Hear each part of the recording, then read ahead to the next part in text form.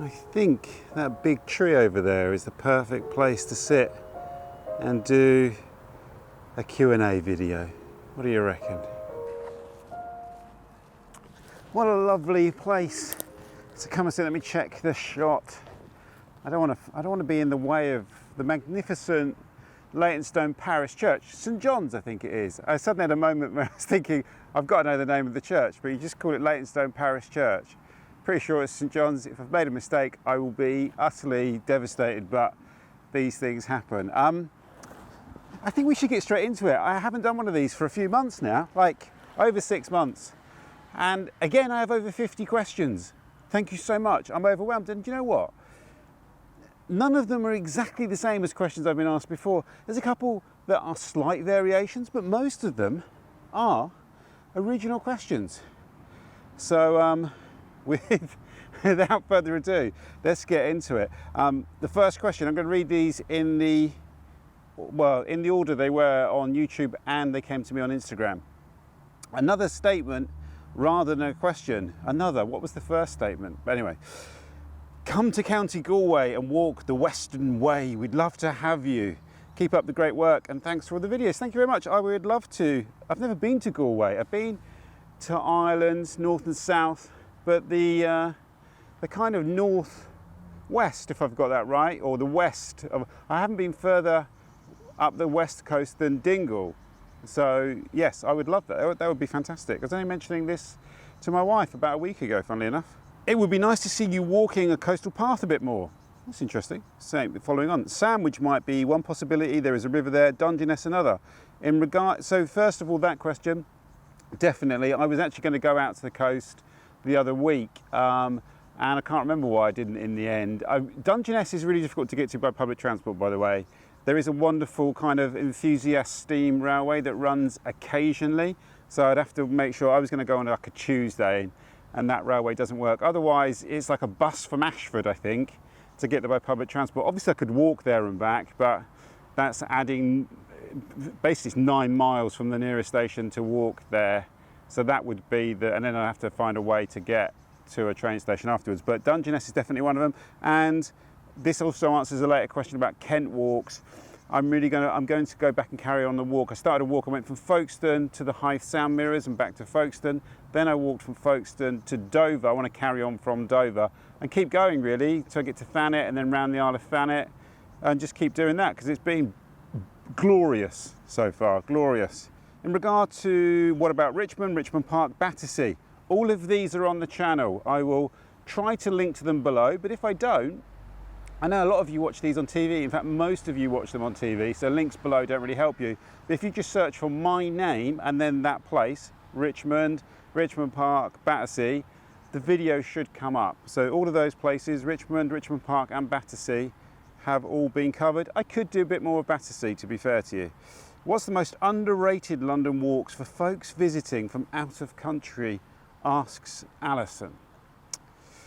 Underrated, well, I stick by my previous assertion in both my book, This Other London, and in videos, that the walk from Erith to, let's say, Slade Green, at the very least, is an incredible walk. You are in London, but it doesn't feel like anywhere else you will go in London.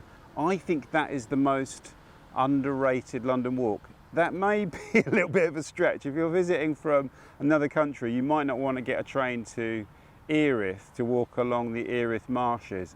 So if you're looking for something a bit more traditional, but is massively underrated, I think, and the London Loop, you know how I feel about the London Loop. If you're looking for an alternative to those, a couple I would say is, I think the Capital Ring is massively underrated, and all of those places are quite easy to reach. You can get the maps from Transport for London, I think, have the maps. Capital Ring is great. A lot of people do the Capital Ring, a lot of Londoners do it, but I don't think many people that come from out of town walk the Capital Ring. So it's not as adventurous as going to Erith and out there, because you might have salt marshes where you're from, I guess. But the Capital Ring will show you a side to London you might not otherwise see. So I would say Capital Ring. Parkland Walk is a great walk, which is also on the Capital Ring as well. Great, these are all great questions. John, How about it, if you're short of ideas, suggestions, obviously I'm kidding, how about following a series following the Regent's Canal to the Grand Union Canal? Eric, come on mate, a year ago. I don't blame you. You could follow the Thames up as far as you like, and you could also serve to help you get out of town the time, blah, blah, blah. Okay, I like that. Ian from South Australia. Ian, about almost exactly a year ago, I walked the whole of the Regent's Canal from Shadwell Basin to, is it Shadwell Basin or Limehouse Basin? I get this wrong all the time actually. From Limehouse Basin to Paddington, and obviously there you get to the junction with the Grand Union Canal. I've walked a lot of the Grand Union Canal. Funnily enough, I don't think I've walked the bit from Maida Vale, Little Venice, to where did I pick it up? I usually pick it up around kind of Kensal Green near the cemetery. But I've walked quite a lot of it out to, but yeah, walking canals outside London is what I'll take from that. Definitely would be good to walk the Grand Union Canal from, how far did I get? I've got as far as kind of like Hayes kind of way. Following it out of London from West London is a great idea, and I haven't done it. Thank you for that. Cheers to South Australia as well, and all the other Aussies. As many of you know, I have a connection to Australia via my wife, and I lived there for, a few years. Bertold, are you going to do the biggest river of London walk, i.e. the Thames? Love your work. Yeah, Thames Path. There are a few Thames videos on the channel, but they're sort of higgledy-piggledy really. And I've done them I've done bits of the Thames Path intentionally. I bought the guide, the Thames Path guide, a couple of years ago, and no, last year. What am I on about? So I would like to do it, but I think I'd like to probably start. Do I want to start at the source and come back? I'm not sure, but yeah, I'd love to do that. Not sure you can answer this. I love it when people start with like that, but I'm going to ask you anyway. But have you ever seen something paranormal on your walk? Star Wars J, a frequent commenter on the channel. Jay, do you know what? It's really funny. When I woke up this morning, I did pick up my phone in bed. You shouldn't ever do that, they say. And I saw this question, and I just couldn't stop thinking about it. I have answered this before, but I'm going to answer it again. People ask me about ghost stories. And there's an incident which I can't get out of my head whenever I get asked this, because it's still one that doesn't really make any sense to me. So when I was writing my book, This Other London, and the first walk I did ended on Hounslow Heath. And I got there in the sunset, and I was sort of in the middle of Hounslow Heath, in the sort of open bit, the big open bit. There's sort of woodland and scrub around the edge, but in the middle of it, it's where, Heathrow Airport was built on Hounslow Heath. Heathrow, the Heathrow. So some of the earliest flights were from Hounslow Heath, and that's kind of what I was writing about. So I'm in the big open area, and I noticed someone approached me. I can't remember actually how they approached, but they approached me they were sort of suddenly there, so sort of from behind me, and it was a young man, probably in his sort of early 20s, and he was so pale, like really pale, and his teeth were really bad. He looked really unhealthy. And it was quite a warm day, and he was wearing like a long black coat. I can't remember if it was leather, but it was and his clothes were kind of long and kind of shabby. And he looked in bad shape, is what I say, very pale. And he asked me for directions to, I think it was the 100 Acres. And I was like, that's interesting, because I've been researching Hounslow Heath a lot in the build up to the walk. And I had loads of different maps and stuff with me, and I thought, well, yeah, I think that rings a bell from one of the old maps. I don't think it's called that anymore. I thought, is that something I came across in my research? And so I said to him, look, I think it might be over there, but I'm not sure. I'll tell you what, I've got a load of maps with me. Let's take a look. Because also I was interested in why he wanted to go to the 100 Acres, why he'd referred to this place in the first place by that name, and also what was going on at the 100 Acres where he wanted to go there at sunset. So I had one of these sort of messenger bags, and he's like here. I turned away from him to go, oh look, I'll just have a look in the bag for the maps, just get the maps out. And I did that, looked for the maps, pulled the maps out, turned around, he'd gone. I'm like, what? I thought, well, I guess I pointed in a direction, maybe, but I was in a big open area, and I looked around. No, he was nowhere to be seen. He just disappeared. And there was nowhere for him to go in the space of, how long is that? 5 seconds? In the space of 5 seconds, he'd gone from stood like here to gone, completely gone. And I wanted to talk to him as well because I was curious about his story. Because like I say, he looked, I'll be honest with you, I made a joke. I thought maybe he was a bit of a junkie or something. But he seemed, he seemed a bit kind of forlorn, and it didn't feel good to, I thought, it doesn't feel good for him to be wandering around not knowing where he's going or where he is.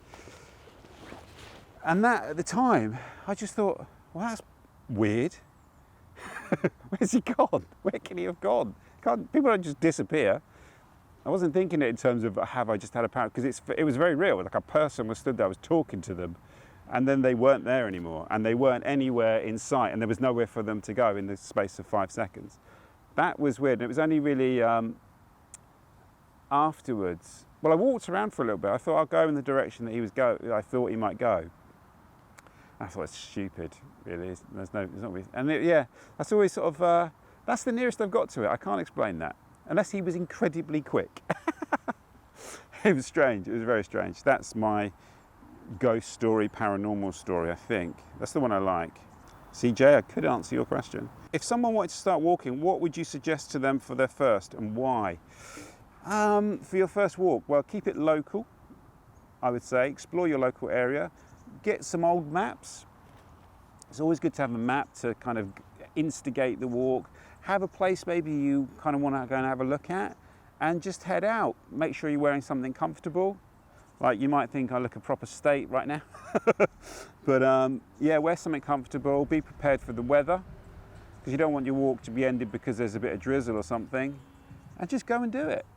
Go and do it, and at the end of the day, afterwards, sit down and write some notes about the experience and plan the next one. And look up. Look up if it's in an urban thing. I'm locking my phone. The questions are on my phone. Stephen says, is there any more London hidden rivers you can walk? Your pure joy when you do these are amazing walks. Yes, Stephen, there's quite a lot I haven't done. I haven't actually done the Westbourne, which is one of the major sort of famous lost rivers. I think I've walked the other really big kind of famous lost rivers, I think, unless you can think of one. Well, I haven't done that. I haven't done the Kilburn either. So the Kilburn becomes the Westbourne, I think. So that's the main one. Probably once a month someone will send me a photograph of the river running over Sloane Square station, and so I got to put that one to bed. And then there's a load of other sort of smaller ones that I've always wanted to walk. I wrote about the Falkland Brook in my book, This Other London. I've always wanted to walk the Falkland Brook. I'm going to be doing a book of tributaries. There you go, cat's out the bag there. Some of which are lost. I'll probably write about some of the ones I've already made videos on, but I'll do some other ones as well. But I want to avoid the ones that people have already written about. So there will be more Lost Rivers videos for sure. I love them. There's more around here. I'm finding them around here all the time. I found a possible new bit of the Filly Brook, which doesn't seem possible, but there you go.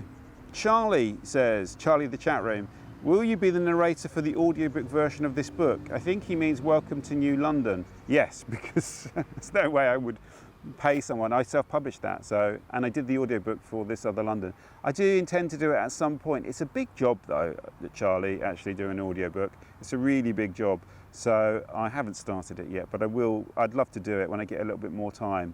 The only thing is there's always another project on the horizon, so you move on. Once you move on from it, it's difficult to kind of go back. But I would like to do it. I would like to do it. I love the question that is, perhaps a look at mythical London? Plenty of legendary stories to unpack and explore. Yeah, I mean, I've only really scratched the surface. I've done some of the mythology around the city of London and Islington. I've talked about Gog Magog and King Lud and the pre-Roman fortresses and the legends of Penton Mound, E.O. Gordon, Elizabeth Gordon's prehistoric mounds of London. But there's lots more. I've got at least 1 or 2 books of mythological and legendary London. So yeah, I need to go back to that. Thank you for the reminder. Do you enjoy Time Team? I do enjoy your historical anecdotes during your walks. It might be interesting if you and Stuart Ainsworth were to travel to some old routes together and discuss. Well, I would love that. I do enjoy Time Team. I haven't watched it for many years, I'll be honest with you. I've seen some of their clips on YouTube. Is it mostly a YouTube channel now, Time Team? So, yes, I think I would love that. I, I don't know Stuart Ainsworth, but that would be amazing for me. I'm going to change the shot.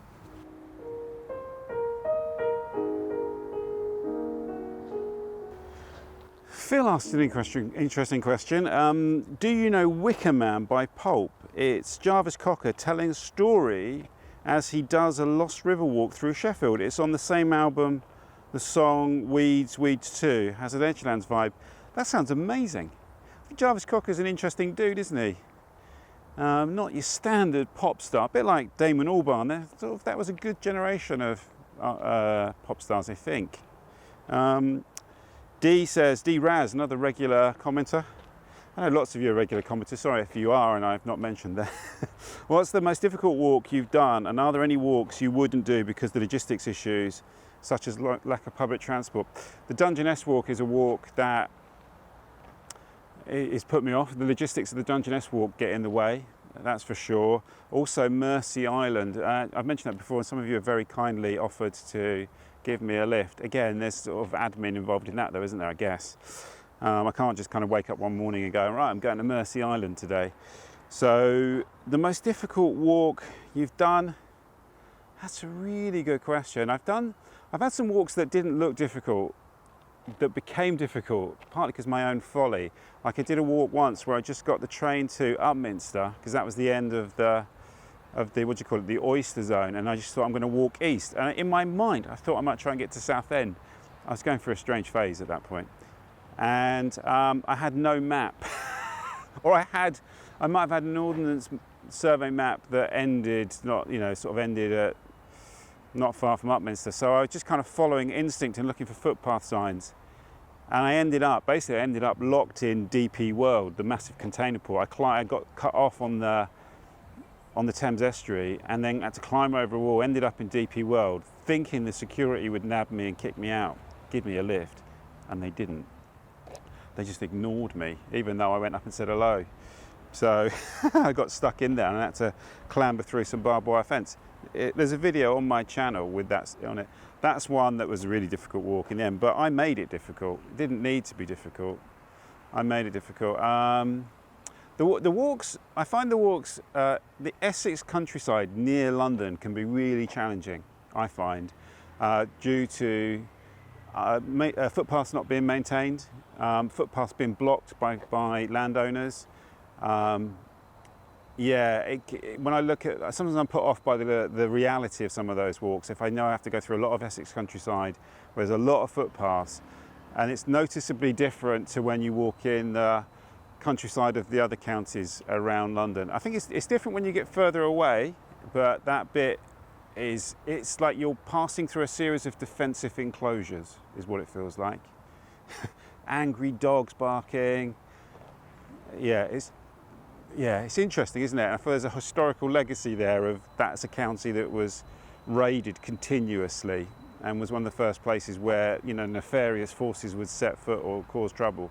So there's a certain type of defensive mentality, I feel. Don't know what you experience. If you live in Essex and you do a lot of country walks in the fields around you, I wonder what your experience is. That could just be my, again, not really knowing the local terrain enough. But it's an amazing county to walk in. That's the thing, that's why I keep going back. You see a playlist of Essex walks on the channel here. There's loads of them, and there'll be loads more. William DAF, I think is Welsh from memory.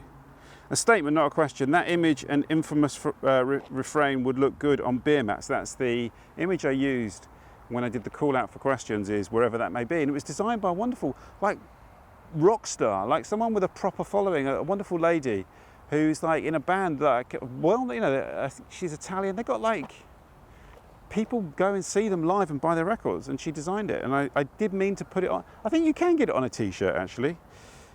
Beer mats can be left at your face. Yeah, we'll look on. I should get some beer mats done, actually. People do promotional beer mats. I should do that. That's a great suggestion. Thank you. And I'll leave them around. The only thing is, I'm not that keen on producing merch with my face on it. So there's a man who's going to have his face on the screen for at least half an hour today. I love your walking vlogs. Thank you very much. Can you tell us if you'll be doing more coastal walks just outside of London? I used to drink at the Red Line, Leytonstone, 97, 98 when I was a backpacker living in the area. It's a great old pub. It's a brilliant old pub. It's just had an amazing restoration, so I highly recommend going to the Red Lion Leytonstone. Yes, I answered that question. Yeah, I'm going to carry on from Dover and keep going along that bit of coastline from Dover, which I'm really looking forward to doing. It's an amazing walk. Yeah, and walk around Thanet. I've been to Ramsgate. Some of you will have seen videos I made in Ramsgate, so I'm going to I haven't really walked around Ramsgate, the town itself, but outside the town of Ramsgate, not very much at all. This is a good question from Les, who says, any chance of a walk covering the history of the London punk scene? You've already mentioned a few London bands in your travels. My hero, Patrick Fitzgerald, was living in Leytonstone when I crashed at his flat after a gig. I think he was born in Stratford. That's a great idea. No one suggested that before. I think Punk London would be amazing. It would be amazing. I mean, obviously there's bits of Camden Town, which I think are part of that story. It'd be good. I have mentioned High Wycombe's link to punk in a video I did in High Wycombe recently. See if you can just look through my High Wycombe videos. There is I'm not going to recount the story here, but High Wycombe's very important part of the Sex Pistols story. You wouldn't have thought, would you? You wouldn't have thought that at all. Sean says, long-time supporter, lots of comments from Sean. Do you think you would like to do a walk outside London this year, either starting from a particular spot or station? Yeah, I would love to, and I haven't done one yet. I mean, it's April now, and I haven't done one yet. I plan to continue the walk that I did in December from Felixstowe, and I wanted to walk up the River Orwell. I didn't get very far, so I'm going to go from Ipswich down the River Orwell to Felixstowe, probably stay in Felixstowe and then walk up the coast, and then either do Mark Fisher's walk inland. Once across the River Deben, there's a few kind of interesting Second World War and Napoleonic era fortifications, radio masts. That's obviously not Napoleonic. And then walk inland to Sutton Hoo, or I might just keep going up the Suffolk coast, but that's definitely what I'm going to do. I also want to do more cities in the United Kingdom. So I will, yes, definitely on the agenda. Who Brewing, I like that. It's Who Brewing, as in who's the person, but I also like the idea of someone's name being Hugh Brewing. Would you consider starting or being part of a walking tour guide around London? Just imagine people waiting in a queue and you show up and lead the way. I think it would be great. I do a couple a year, not many, when I do them for groups, organisations that ask me to do them, and they kind of do the admin and I just do that, I turn up. Last year I had a terrible one where I got the wrong day for a walk around Valentine's Park in Ilford, that we're exploring the Cranbrook, and I thought it was on a Sunday and it was on a Saturday, and I hadn't done any prep. Well, I hadn't done enough prep, and I was having a kip, and the organiser rang up and said, "John, where are you? Are you on the way?" And I was like, "What? I'm coming tomorrow." And they went, "No, we've got people here waiting." I was like, you can imagine the panic. So I jumped out of bed, and I had to jump out of bed, jump into an Uber and get there, which was a terrible mistake because there was loads of traffic. Anyway, I get there, I don't know how late it was, very late, over half an hour late. And there was I thought there'd be about 10 people. There was about 50 people just waiting by the gate for me. I'd been waiting there for ages. And they followed me around the park. It was, yeah, still have nightmares about that. But it was a great day. They were lovely. They were unbelievably kind and lovely, and we had a really wonderful day. I might be doing one for the Leytonstone Festival in June or July, I can't remember. Look out for that. Apart from that, nothing else has been organised yet. I might also do one for Casa Italiana in Clerkenwell. We've had a conversation about it. Again, not fixed a date. I'll announce those in the community tab, or my blog, thelostbyway.com, and on Instagram as well. I actually need to do something, so let's take this back to the nerve centre of my operation, where I edit my videos, plan my videos, do my research in my, what I grandiosely call my study. Let's go. And as if by magic, I'm transported from the churchyard to, this is where I do my work. This is where, I was going to say, this is where the magic happens. But this is where I do my editing, it's where I do my writing. Very important. It was originally my writing room. I've edited all my films in here, I think, pretty much, all my documentaries, all my YouTube videos, and it's where I do my research and my writings. Piles of London archaeologists there, my books around me. So this is a good place to do a Q&A in case I need to refer to some of it. It's also all my footage lives in this room as well. Is there a chance of a walk or two around some of London's oldest football grounds? I love that question. Both existing and defunct. I would love to do that, actually. I've included Leighton FC's ground in a couple of videos now. There's a dedicated video about it, but it's also on my Dagenham Brook walk as well. Again, I won't say link below because a lot of you can't access those through your TV, but if you just search John Rogers Leighton, then you'll find the Leighton FC video. Also, I went past the ground of Walthamstow Avenue Football Club when I did the Higham Hill Brook. It's funny, there's a correlation between rivers, both lost and not lost, and football grounds. I guess because the land was cheap, I suppose. But I love that idea. I was going to do a series this year at the beginning of the football season called Non-League London, where I would walk to a non-league London football club and watch a game. Never did it, and the football season's nearly over. So maybe that's one for next year.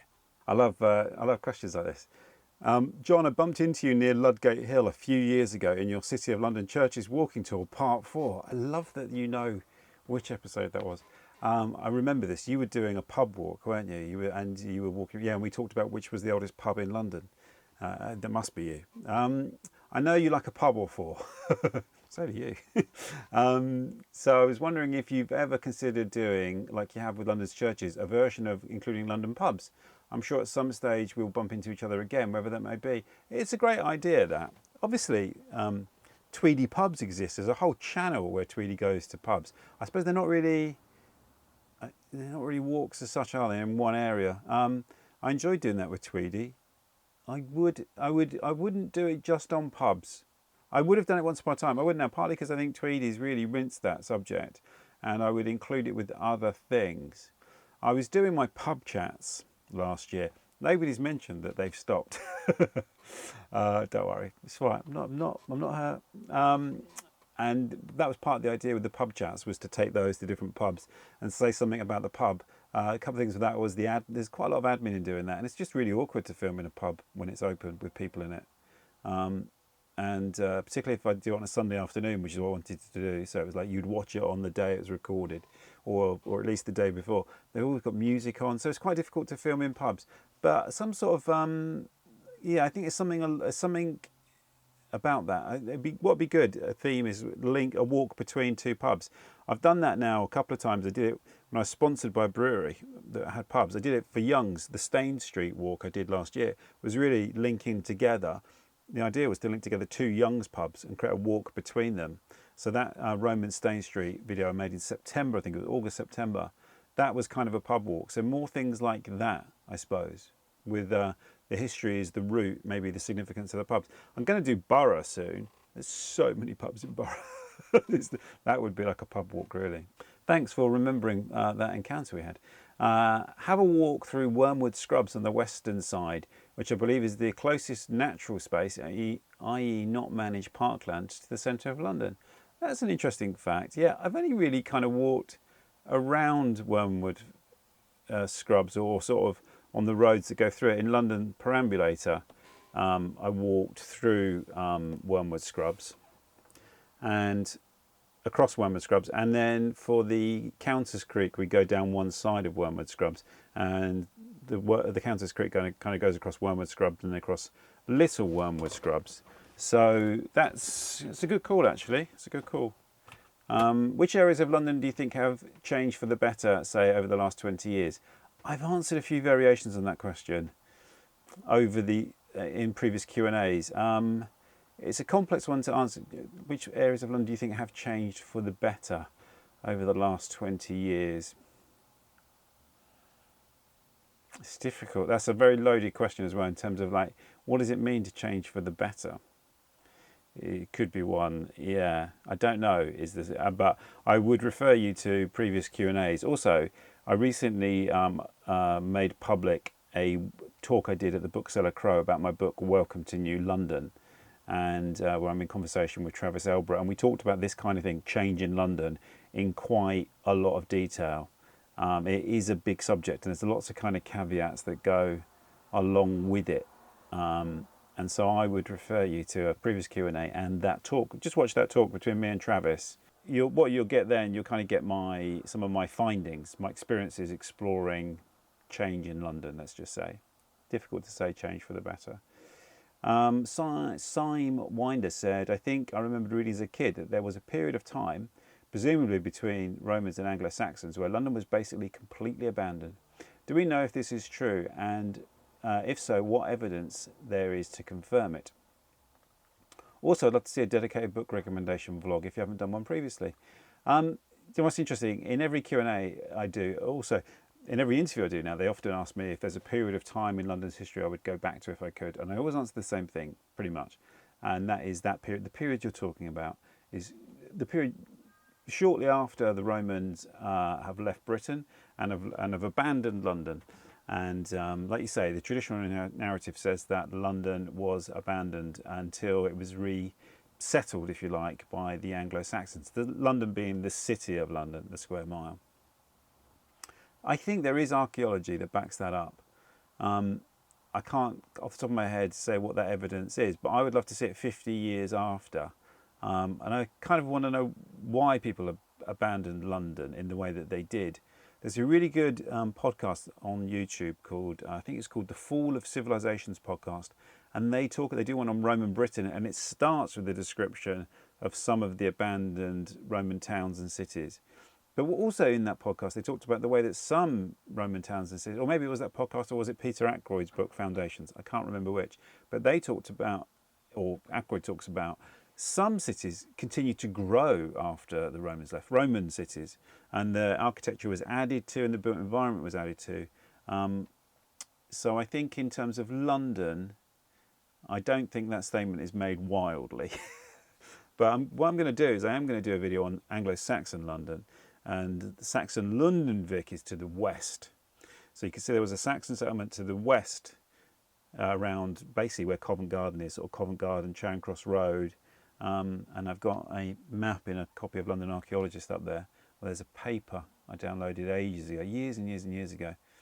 So I will use that as the basis for it. And then, yeah, they talk about, I think, Alfred the Great, or the period of Alfred the Great is seen to be the period when London is, the city of London, the old Roman city, is reclaimed. But like I say, would people en masse have abandoned that built environment? It offered shelter. There was water. The water supply wasn't in jeopardy.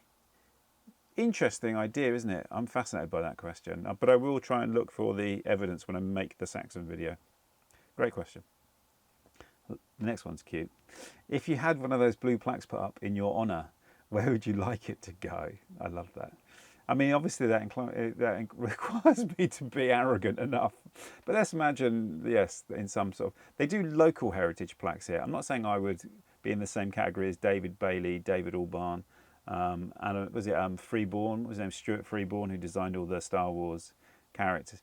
But yeah, in this imaginary universe, if I had to have a blue plaque, where would you like it to go? I think it would have to go here, in Leytonstone, I think, because if I had a blue plaque, presumably this is not like I do something completely different in the future, it would be because of this, I would have thought, or the books or something. And I've written, all the books that have been published so far were written here.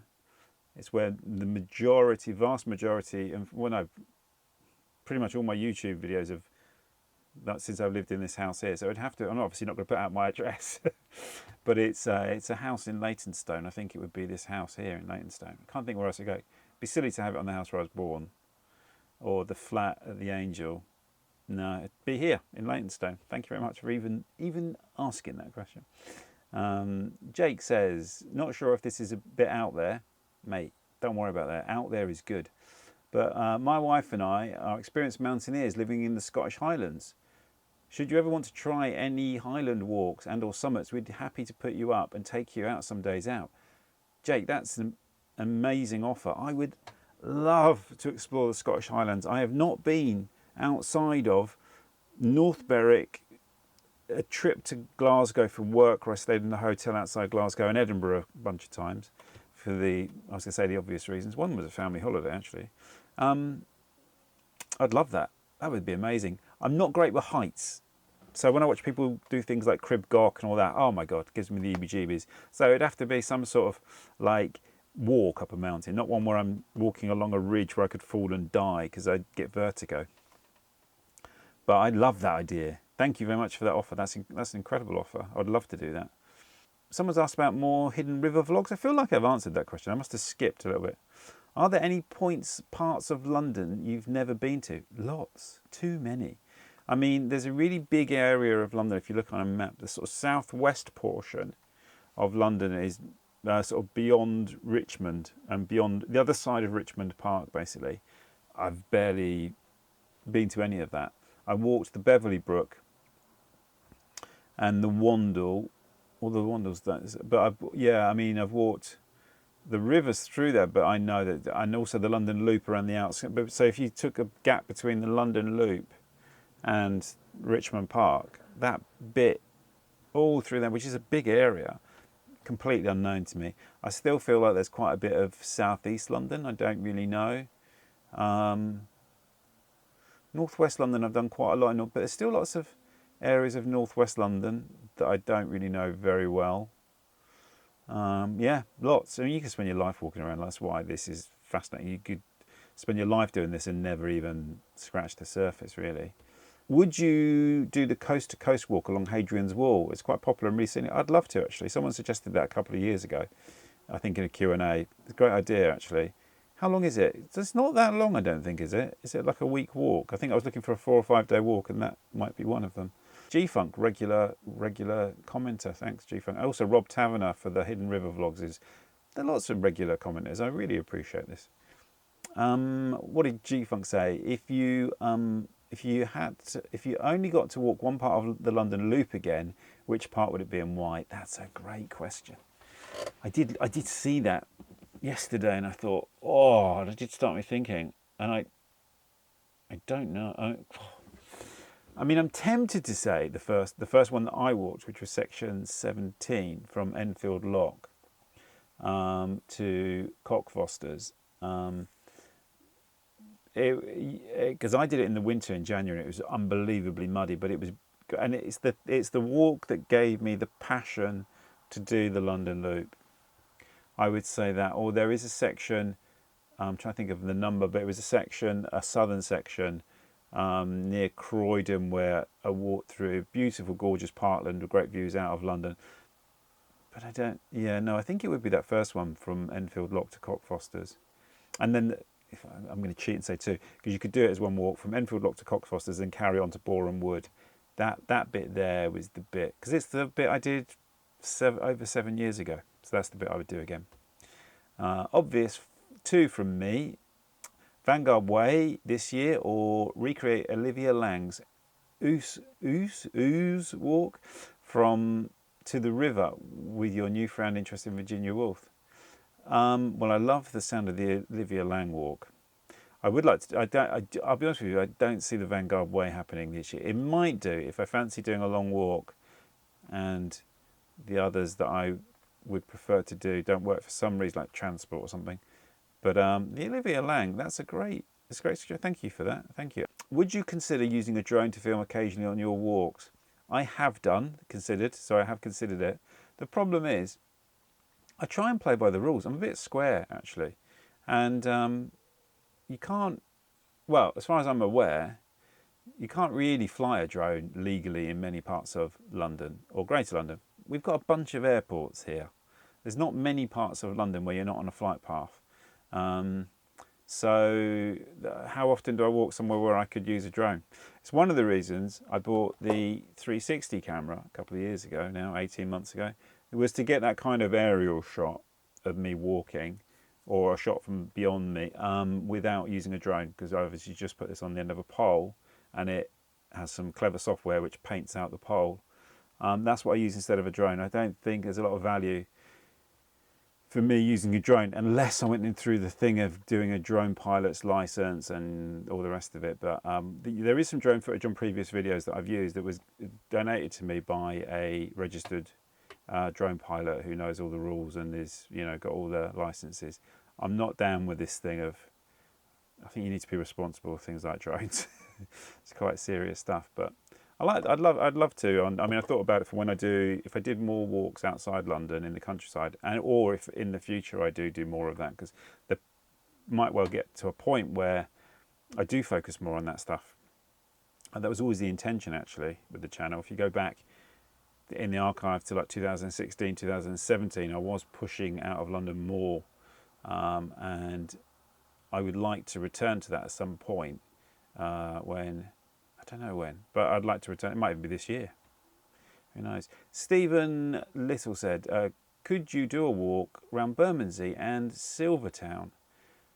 Bermondsey, I'll link you below, Stephen, to a video I made. Actually, it's not on this channel, but I made it for a wonderful trust in Bermondsey. I'm just trying. It's a charity, actually. St Olaf's Charity commissioned me to make a film about the tenants and residents associations and the various good local organisations working in housing and providing housing. And that's I did a great piece with a local historian called Gary, and that's in that film. I'll try and put the link, but for those of you obviously that can't access the links, just search. It's called In the Shadow of the Shard. In the Shadow of the Shard. That's really good. And I've been meaning to go back and walk around Bermondsey, and include some of that footage in there. But Silvertown, have I walked around? I feel like I might have walked around. Have I walked around Silvertown in the video? Silvertown, that's a good one to add to the list, actually, in case I've missed it somehow. Have you ever watched the film Stardust? I have. David Essex, Stardust, right? I loved it when I saw it, I think, from memory. Why did you ask me that, Paul? Is it because I didn't mention David Essex when I did the Muswell Hill video? Probably because I'd already mentioned David Essex quite a lot in the Canning Town video, which is where he was born, I believe, and grew up. But yeah, great. I remember it being a great movie. And isn't it, That'll Be the Day was the prequel. That'll Be the Day and then Stardust, I think. Are you going to do a 10-year anniversary of your works? Wow. Thanks for that. 10 years of the walking vlogs. That's right. I started the walking vlog series in May 2015. And I was revisiting that recently, actually, in terms of looking at what I did immediately before I decided to start this series of videos, which has now been running 10 years, because my focus was a little bit different before that. I've had a YouTube channel since 2006. So, but it was very scattered. You know, I just put things up every now and again. They weren't really, it was, yeah, a mishmash of bits and bobs. So really, sort of 10 years ago is when I really started to think about YouTube as making videos specifically for YouTube. I should do a 10-year anniversary. That's quite right. I did a 100th episode special walk. You're right. I'll find the date of the first. It's coming up. It's quite soon. It's probably in about a month. I think it's something like the 7th of May was the first one. So that's a great idea. Oh my God, what will I do? What should I do? Please let me know what you'd like to see me, how you'd like to see me celebrate the 10-year anniversary. That's difficult. For the 100th episode, I went back to my hometown and I kind of revisited the Remapping High Wycombe project that I did with my sister in 2004, which is why I ended up setting up a YouTube channel. It was my first kind of bit of psychogeographic work to give you a context of how I marked things in the past. What's your favourite pub in Bloomsbury? Love the specificity of that. Do I have a favourite pub in Bloomsbury? I mean, I'm going to say the Princess Louise, which is Holborn. So it's taking the mickey a little bit, isn't it? And then you got things like, I'm going to do another video on Fitzrovia. I did one ages ago, because then you got things like the Fitzroy, which I love the Fitzroy.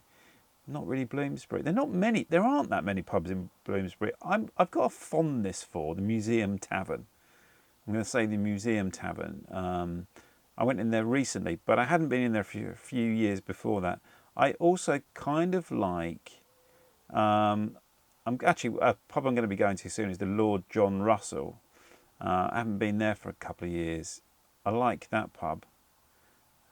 Well, I haven't been there for a while, but I do like that pub. I used to go there after screenings at the Renoir Cinema. Shows you when I last went there. I feel like someone's going to say, hang on a moment, don't you mean? I mean, the Lamb in Lamb's Conduit Street. I used to love that pub. I haven't been in there for ages. That's 3. The Lamb and Lamb's Conduit Street, the Lord John Russell, and the Museum Tavern is the one I've been to most recently. I feel like there was a Museum Tavern in Sydney. Sydney people. Have I imagined that, or was there a Museum Tavern pub in Sydney? Maybe that's why I like it. You showcase a lot of pubs in your videos. How about coffee shops and cafes? Any London stand-ups? That's a great question, Tom. And actually, on my Instagram recently, I posted some pictures of the Angel Inn in Angel, which is a classic old cafe. I loved it. And, it's actually, like cheap as well. And I sort of said in the text, you know, these are a dying breed. Are there any others? And there's some really good comments actually. So I think about calves, CAFFS, calves, would be great. The Madeira Star, well, the Angel Inn is great at Angel. George's Caff here in Leytonstone. I must admit I thought that had closed down, but it's not closed down. George's Caff is going strong, is a classic. My favourite, my standout greasy spoon or caff is the Madeira Star in Kennington. I worked nearby there once on a freelance job, and how long was I there in the end? I was there about 6 months in the end, if not longer. And we had a little team, and we used to go there every lunchtime, and it was amazing. And they used to have like 40 different breakfasts, all with different names. And I worked my way through them. It was great. The Madeira Star is a classic. That's a great idea, actually. London Caffs. There used to be a book, wasn't there? There was a blog called Classic Caffs. I think there's an Instagram page that does it now, inevitably. John, can't ask you any questions because he'll just Google the answers. It's fixed. You go, look, you haven't seen me. I mean, obviously I'm editing, but I'm not Googling the answers. I come up with better answers. Now some questions from Instagram. And by the way, I have to have a cut-off point when I answer these questions, which was, today's Friday, it was about 12 o'clock on Friday. So apologies if you submitted after that. And I will try to reply to you on the app where you've asked them, and also if you've submitted questions on the YouTube community post, I will try to go in there and answer those for you.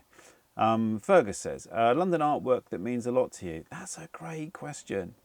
This has to be my answer. I'm going to give a couple. So when I lived in Sydney, they had an amazing collection of British art at the Sydney Art and the New Art Gallery of New South Wales. And I was a little bit, not homesick, but, you know, when I've been away from home for about 8 months or so, I used to, and at the time when I first arrived in Sydney, I had no money for the first couple of months. So I used to spend a lot of time in the art gallery on a Sunday. Also, I didn't really know anybody at that point. I hadn't yet met Heidi. And I can't actually give you the name of the painting, but there was a Leon Kossoff painting of a tube station. I think it was a painting of, I think it's probably Kentish Town tube station perhaps, or it's in northwest London anyway, I think. And that really transported me home. The one actually, in a lot of ways, is probably one of the most significant London artworks for me, is an artwork by, well, I say an artwork, it's an image by a wonderful artist called Bob and Roberta Smith, who some of you know. There's a video on this channel here where I made a documentary about Bob called Make Your Own Damn Art. And Bob did the cover of my first book, This Other London, as well. Bob's an amazing artist, amazing, very well-respected, well-renowned artist, got work in the Tate. And I first encountered Bob's work seriously when we moved to Leytonstone, and there was a poster on the tube platform, and it was a shed in an overgrown garden, and it just said, the caption just said, Leytonstone Centre for Contemporary Art. And we just moved to Leytonstone, didn't know a lot about it, and it was an advert for an exhibition at the Serpentine, and I was like, the Leytonstone Centre for Contemporary Art. I don't know if this is some sort of conceptual art school joke or whether it's real, but I need to know more about that. And that led me to meet Bob, Patrick, and end up spending 3 years making that film about him. And I'm still friends with Bob to this day. I finished that film 13 years ago, wow, and I spent 3 years making it. So that was really, well, and I love Bob's approach to art, and I love the Leytonstone Centre for Contemporary Art, which was a real gallery in Bob's garden. There is a video on my channel here about the Leytonstone Centre for Contemporary Art. That's one. So I would say that the Leytonstone Centre for Contemporary Art by Bob and Roberta Smith. I love the questions. These questions are great. I could keep doing I could do a Q&A every day, and they'd be different. Are you a Coyle fan? I've been reading the book England's Hidden Reverse, and they talk about a time that they were heavily influenced by London's Lost Rivers. Wow, it's amazing, isn't it? On a similar note, ever considered a walk tracking London's occult past? I'm not a Coyle fan, not because I don't really know their music very well. It sounds like I should be listening to Coyle. So I'm going to address that. A walk considering London's occult past? Yes. And there's a wonderful bloke called Marco Visconti, who is an expert on these things. He's an expert on Aleister Crowley. He's written 2 books about Crowley. He's a practitioner of the occult himself. So Marco's suggested we do a walk about occult London. Let me know if that's something you'd like to see. I'd love to do it with Marco. I don't want to feel like I'm taking advantage of him. But yeah, I'm excited. We'll probably do that this year, I would say. I think that would be a really good one to do in the winter, though.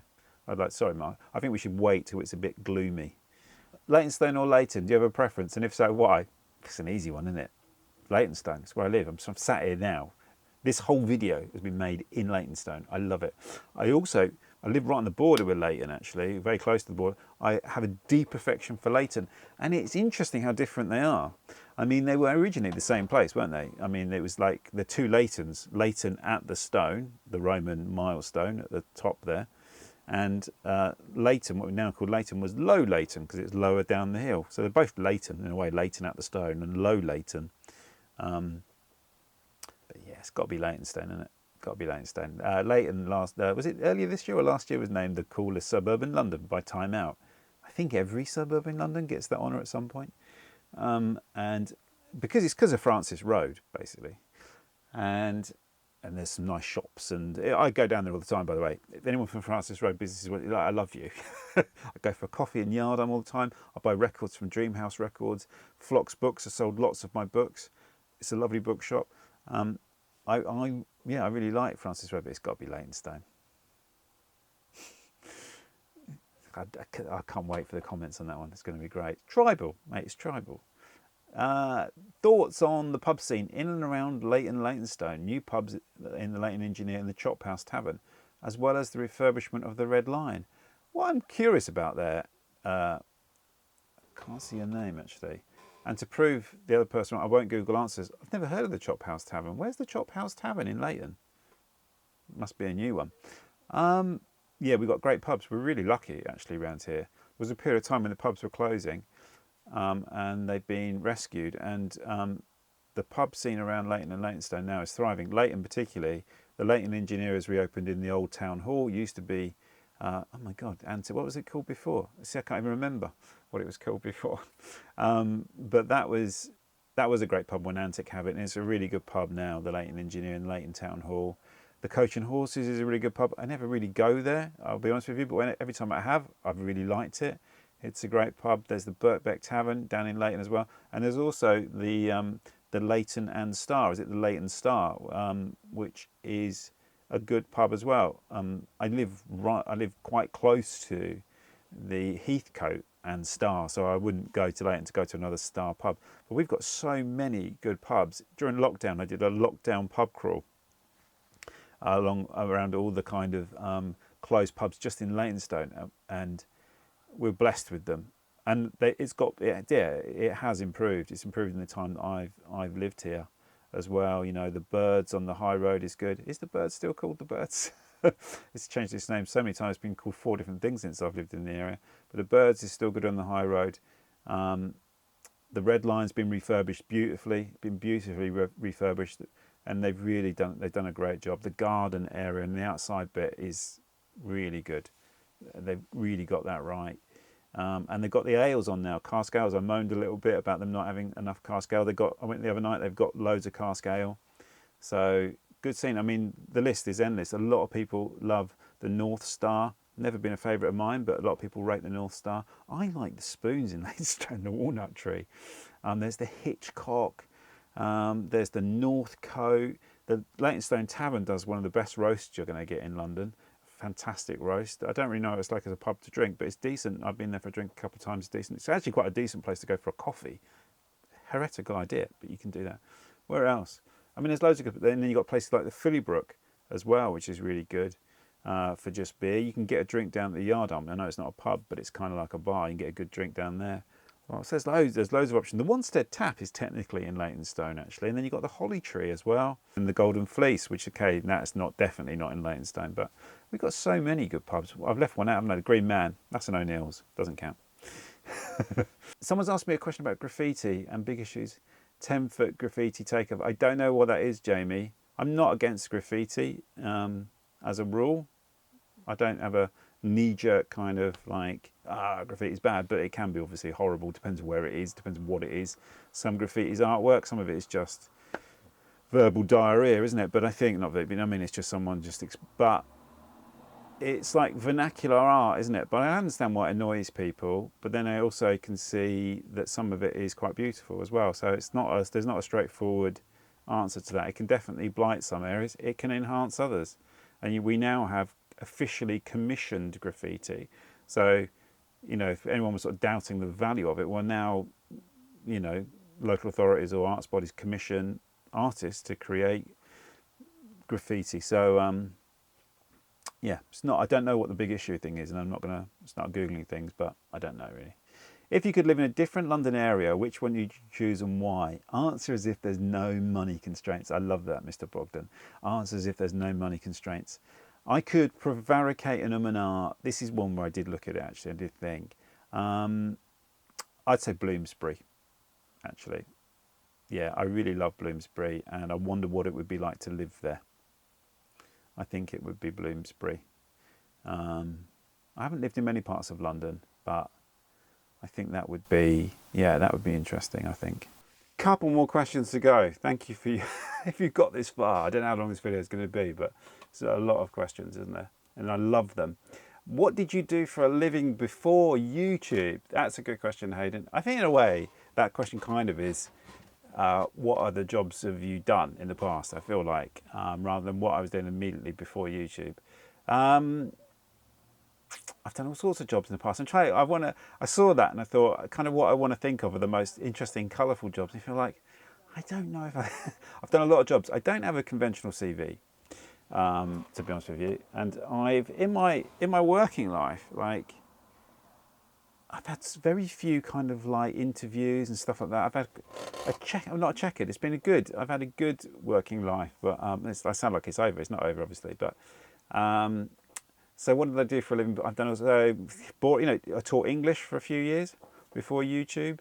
I also taught English in Italy, and I taught English in Australia in a university there. I did the classic. I worked in bars for a lot. I did a lot of hospitality work in my 20s, in my early 20s. I worked in bars.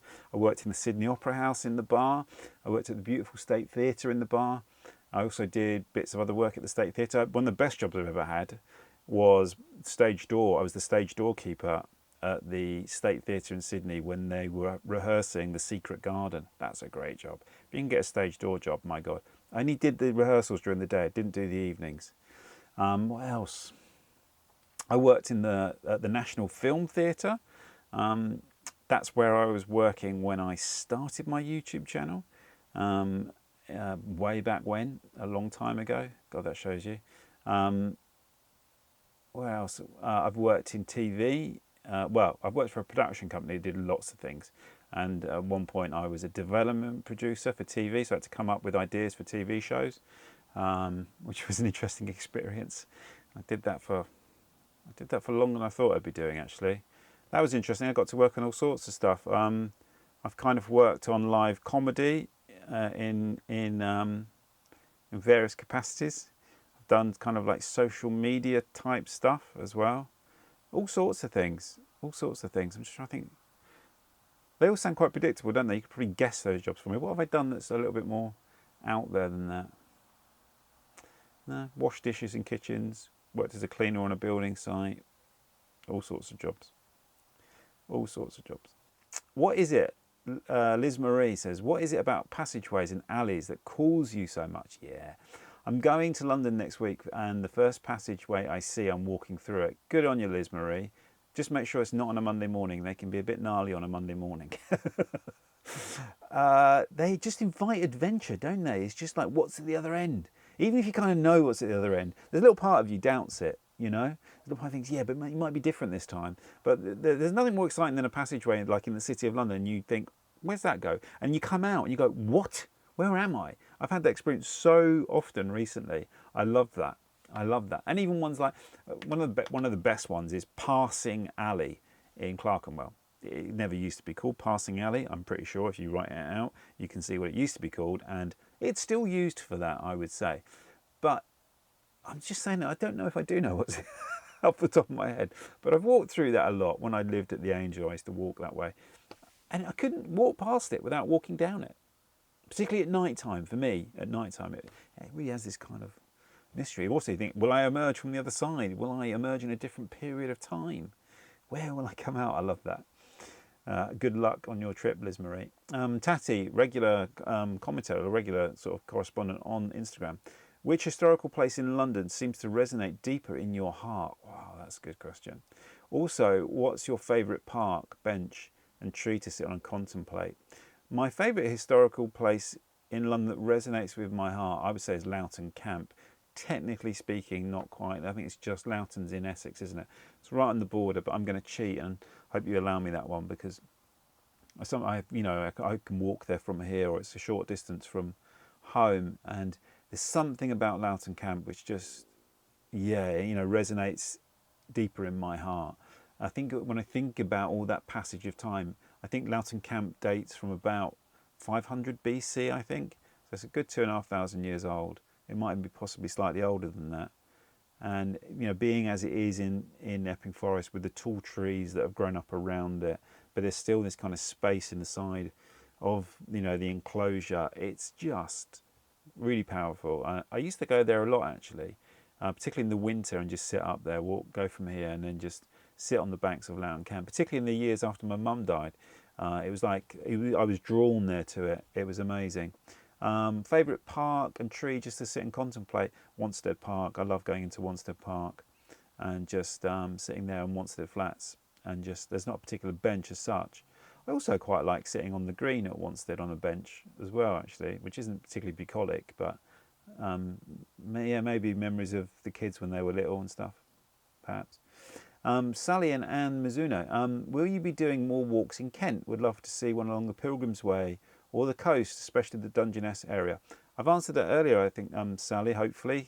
Obviously, I haven't edited this yet, but yes, definitely. I'm going to carry on my walk from Dover. I definitely want to go to Dungeness. Got to work out how I get there and what the route is. Definitely. Pilgrim's Way, not really. I did look at that recently. Pilgrim's Way is a good suggestion, actually.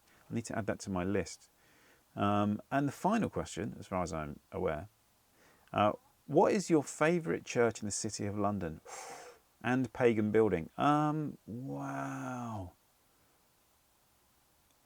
I think you need an answer, don't you? Because I don't want to say no. I think recently I've gone to St Bartholomew the Great a few times, and I don't know why. I mean, I've gone there for videos, but then I've gone inside and I think St Bartholomew the Great in Smithfield is really beautiful. It's just got a real, I mean, I overuse the word magic, but it has got something special about it. It's really good to go to St Bartholomew the Great and just sit there for a bit. If you go sort of during the day, midweek, when there's not so many tourists around. It's very old. I mean, it claims to be, I think it's one of the churches that claims to be London's oldest church, and it's, I'm going to say St Bartholomew the Great. There are others, but that's, I think, my favourite in the City of London. Pagan building. I don't know if we've got any pagan buildings in the City of London. Have we? I mean, pagan building. I'm not really sure. Actually thinking about the Temple of Mithras. The Temple of Mithras on Walbrook, the street Walbrook, on the banks of the River Walbrook, is amazing. If you've not been to the Temple of Mithras, go. It's one of the best experiences you can do in London. It's incredible, and it really summons up that era of Roman London and pagan worship and what it would have felt like. I love it. I really love that. So that concludes this this epic Q&A. I love doing these Q&A videos. Thank you so much to all your questions. We'll be out there roaming very soon. I mean, after watch this video, hopefully like the following week, there will be a video of me out wandering around. No, I haven't 100% decided where yet. I tend to go with how I feel at the time, plan 2 or 3 different types of walks. I always have one that's a slight favourite, but sometimes one comes up from behind and replaces it. So I'm never 100% sure what it's going to be, which one it's going to be. But thank you so much for all your support. Thank you for watching these videos and other ways you support this.